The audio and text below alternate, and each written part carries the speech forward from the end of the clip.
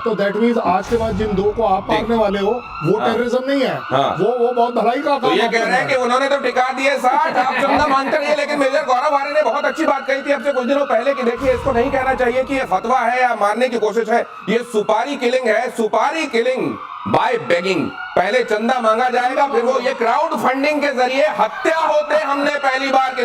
Major गौरव आर्य जरा और थोड़ा सा प्रकाश डालें प्लीज। देखिए साहब, सीधी बात है, ये बोला था ना बीच में कि कई देश, रशिया ने बोला था कई देश न्यूक्लियर वेपन देना चाहते हैं ईरान को। आपने सुना होगा ये, आपने ही ब्रेक करा था अपने शो में। तो भाई ये बात है, ये गए पाकिस्तान के पास, पाकिस्तान के पास बोला कि हमें एक न्यूक्लियर वेपन दे दो, चुपचाप एक दे दो, हम इजराइल को ठिकाने लगाना चाहते हैं। पाकिस्तान ने बोला हम उससे बेहतर हथियार देते हैं तुम्हें, ये लो कटोरा, इससे चंदा मांगते हैं, तुम इससे लो। अब ये देखिए, आपने कभी सोचा है दिनेश अपनी जिंदगी में, आपने इमेजिन करा है कि दो बड़े दुनिया के लीडर्स की हत्या करना कोई चाहे और बोले हम पब्लिक से चंदा मांग, कोई 5 रुपए दे रहा है, कोई 10 रुपए दे रहा है, अपनी श्रद्धा अनुसार दे रहा है पैसे, और बोल रहा है कि इससे तुम नेतन्याहू पर हमला कर देना, ट्रंप पे। ये हाल है इनके और ये मारेंगे उनको चंदा देख।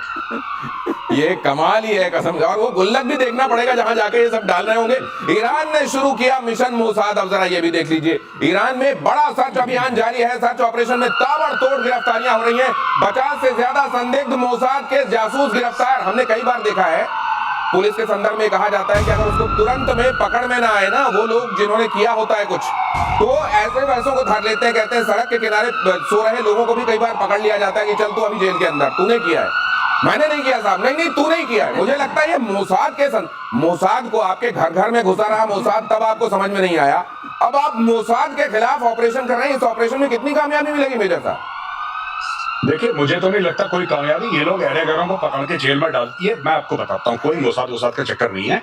ये एक डेस्परेट रेजीम है जिसका ये काम है कि सबको दोबारा खौफजदा करो। मैं आपको बताता हूँ कैसे काम करता है ये। इनको इतनी मार पड़ी है, जैसे कर्नल शैलेंद्र सर ने अभी बताया कि इनको मार पड़ी, इनके 60 बंदे निपटा दिए और मारे इनके 500 से ऊपर है। 60 तो वो हैं जो इनके मतलब टॉप क्रीम वाले जो हैं, जो इनके जनरल हैं, इनके कर्नल हैं, ब्रिगेडियर हैं, इनके साइंटिस्ट हैं, वो सब मारे हैं। अब इशू ये है कि पूरा ईरान कैसे देखता है, पूरा ईरान ऐसे देखता है कि खामेनेई की सरकार हिल गई है। अब इनमें वो दम नहीं है जो पहले वाला है।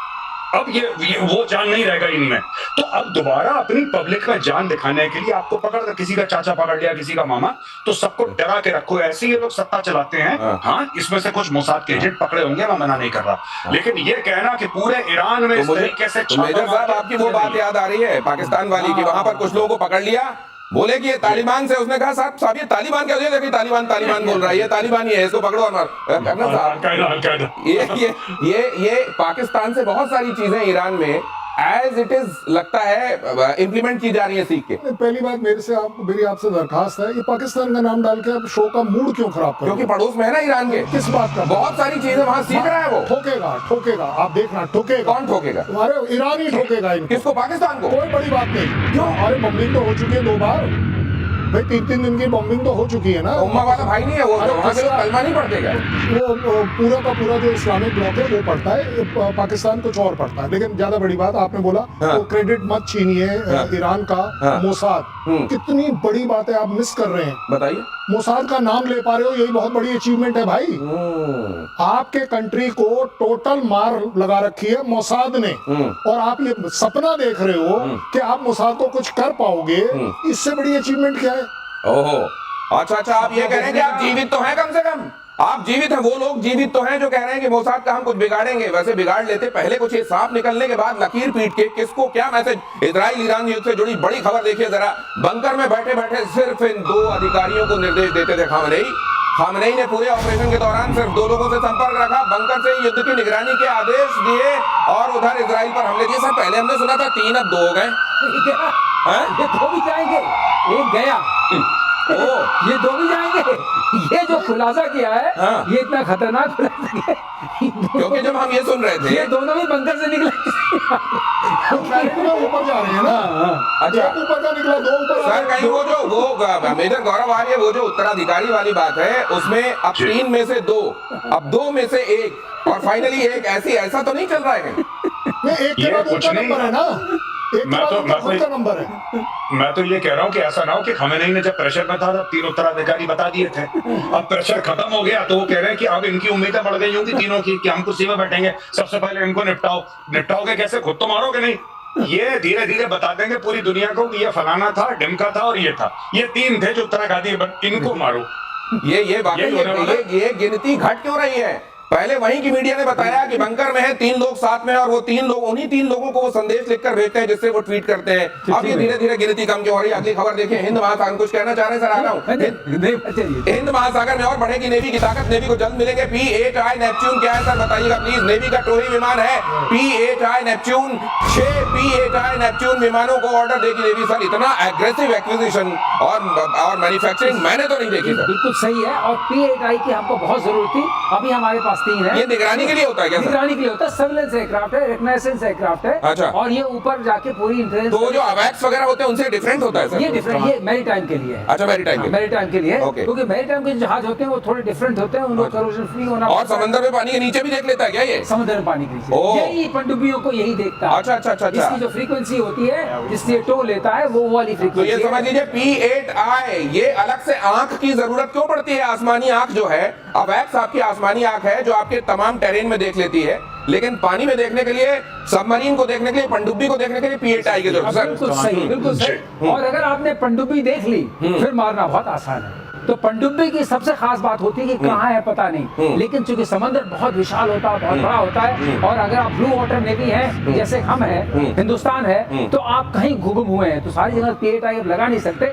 लेकिन जो हमारे कोस्टल इलाके हैं, अगर उसके आसपास कोई पनडुब्बी आती है, चाहे चाइना की हो या पाकिस्तान की हो, तो हम उसको अच्छे से देख सकते हैं और उसका निपटारा कर सकते हैं। ये निपटारा कैसे होगा मेजर गौरव आर्य? एक बात और मैं आपसे समझना चाहता हूँ, खास तौर से ये जो बहुत सारी देशों के साथ हमारे जो संबंध है, खास तौर से जैसे क्वाड की बात हम करते हैं, समंदर में बढ़ती ताकत क्या क्वाड को भी मजबूत करती है? क्या उनके लिए भी अच्छी खबर है? नहीं, बिल्कुल सब ये तो करती है। और जैसे P-8I की हम बात करते हैं तो एंटी सबमरीन, एंटी सरफेस, ये इसके रिकॉनेसेंस, ये बहुत इसके रोल्स हैं। हाँ। और ये जो आपने बोला कि क्वाड की ताकत मजबूत, बिल्कुल क्वाड, देखिए अगर क्वाड को पावर प्रोजेक्शन करना है तो नेवी के अलावा किससे करेगा Quad? That is the whole idea, क्योंकि हम बात कर रहे हैं इंडो पैसिफिक की, और जब हम बात कर रहे हैं इंडो पैसिफिक की, जाहिर सी बात है टारगेट इसमें चाइना है। वो ना बोले अपनी तरफ से, वो ना बोले, लेकिन टारगेट इनका चाइना है। बात करते हैं total supremacy in the Indo Pacific, तो बहुत जरूरी है कि आप समुद्र की बात करें, आप नेवल फोर्सेस की बात करें। जितनी स्ट्रॉन्ग नेवी होगी उतना स्ट्रॉन्ग क्वाड होगा। ये directly, it is directly correlated. और ये भी कहा जाता है कि जो समंदर, सुन त्सू ने ये बात कही है कि जो समंदर का राजा है वही धरती पर राज करता है। अगली खबर देख लीजिए, बीजिंग से चाइना की बात हुई है तो बीजिंग से इसका बड़ी खबर, अमेरिका के लिए चीन बना सबसे बड़ी चुनौती। पेंटागन से 10 गुना बड़ी मिलिट्री सिटी बना रहा है चीन। पेंटागन से 10 गुना बड़ा शहर बसा दे रहा है मिलिट्री का। मिलिट्री सिटी परमाणु हमले झेलने में भी सक्षम, बंकरों से लैस रहेगी। यही दोनों मुझको लगता है इस दुनिया का राम नाम जब कभी अगर होगा तो वो चीन और अमेरिका में से ही कोई करेगा कर्नल साहब। नहीं, मैं तो चाहूंगा कि चीन और अमेरिका आपस में एक दूसरे के साथ कर लें। नहीं, वो जब इतने बड़े हाथी लड़ेंगे तो सर घास तो रौंदी जाएगी दुनिया की। नहीं, आजकल अगर मैं घास फूस जो है वो पाकिस्तान को आप बोले तो मैं रेफरेंस एक्सेप्ट कर लूंगा। आजकल इंडिया अपनी एक अलग लाइन पर चल रहा है। अच्छा। हम अपनी एक अलग इकोनॉमिक डेवलपमेंट पर चल रहे हैं। ये जो P-8I आप बता रहे हैं, ये क्या है? ये हमारी एक अलग लाइन है। अच्छा। हम अपने को अपने लिए तैयार कर रहे हैं। हमें किसी से कोई मतलब नहीं कि कौन क्या कर रहा है। हम आप एक बात बताइए, बड़ी छोटी सी बात बताओ, गलवान हुआ, चाइना के पास बहुत बड़ी फोर्स है, ठीक है, आया क्यों नहीं अंदर?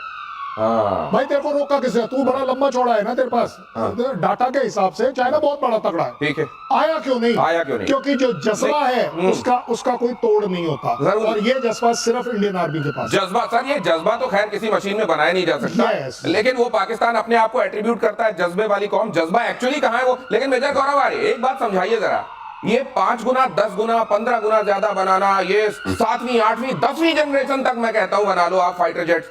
ये जब कहीं तुम लड़ नहीं रहे हो, तुम्हारे सैनिक कहीं लड़ नहीं रहे, तो इतने सारे हथियार लेके तुम कभी लड़ाई लड़ नहीं रहे हो, तो एक्चुअली क्यों कर रहे हो ये? नहीं, देखिए बात ये है, 2 बातें हैं। एक तो कंपटीशन का डायरेक्टली अमेरिका से है।